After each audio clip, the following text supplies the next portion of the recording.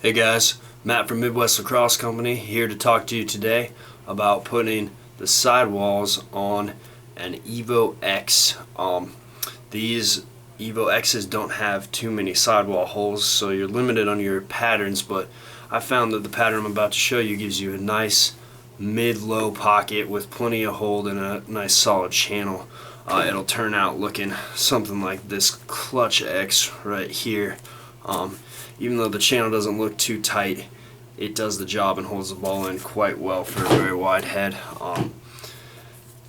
We're going to use special interlocks and then a special interlock knot, and then I'm going to show you a technique I learned from that Kiwi guy on Instagram to keep one of our double ups from sliding as much, but it's pretty standard pattern. So without further ado, here we go.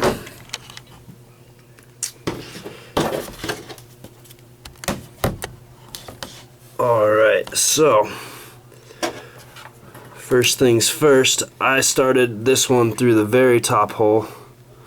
Reason being, I wanted to do a special interlock on the first piece of mesh, or the first 10 diamond hole that I could.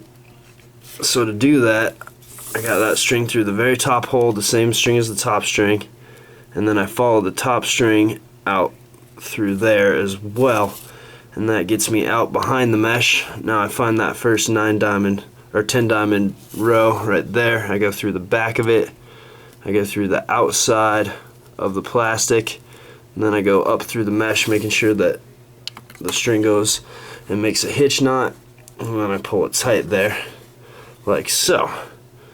Now I go down through the next 10 diamond mesh piece, the second one.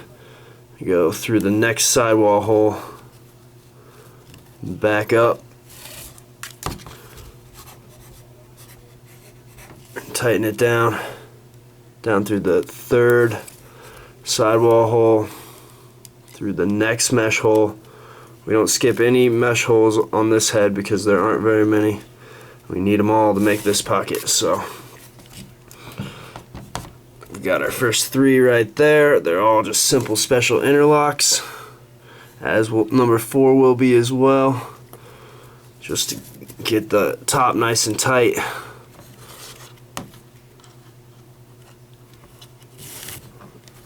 Like that. Alright, now this one, since it's such a tight pull for the next one, we're going to do a knotted special interlock. So I'm going to come down through the back of the mesh like normal. This is the 5th 10 diamond row, right in the middle of the pocket pretty much. And then I'm going to make a knot in the sidewall like that. And then I'm going to pull everything as tight as possible, because you always want your sidewalls to be as tight as possible. I'm going to come back up through there, and you see how that knot really holds that piece of mesh there. And this is where we want the pocket to form right here. So I'll show you what I did. With number 6, I went from the front to the back of the mesh. What that does is allow that mesh piece to really double up right there underneath the 5th one. But for number 7, it's going to be a floater as well, but it kind of can slide up and down between here. So I'm going to go through it twice. So that's one time through the back of it. Now for this one we went from front to back. That's the only one where we went from front to back. For number 7 we go through the back, and then we go through the back again. So you go through the same mesh hole twice, and it looks like that with a twist, and you want to make sure you slide that all the way up the mesh there. And then we're going to interlock number 8 to this next hole, so that our pocket bunches basically right there. Like so. Make sure we really get that one tight, especially because you have all those different mesh pieces bunched up, so it tends to gather a little string. So what I'm doing right now is pulling from the inside really hard where my fingers are, like that, and then I hold it like so, and I come through and just make sure it's as tight as it can be, because that's where the pocket is and you don't want any bagging. Alright, and then for this one we're just going to go from the front to the back again, just like we did on number 6. We'll do it like that on number 9 so that it'll bunch up there. And then for the last one, we're just gonna special interlock it into that third to last hole, like so.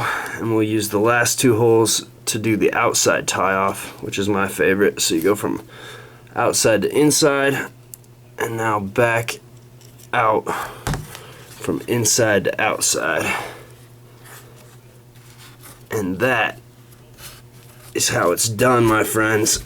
We get ourselves a nice looking mid-low pocket. It can shift a little this way, but it'll shift up when you're shooting a little bit. You're still gonna get that nice clean release.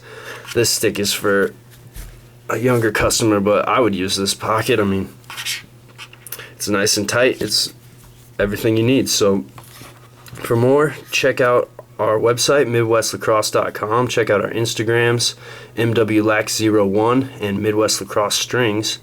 And also check us out on Twitter, MWLax01. Thanks a lot, guys.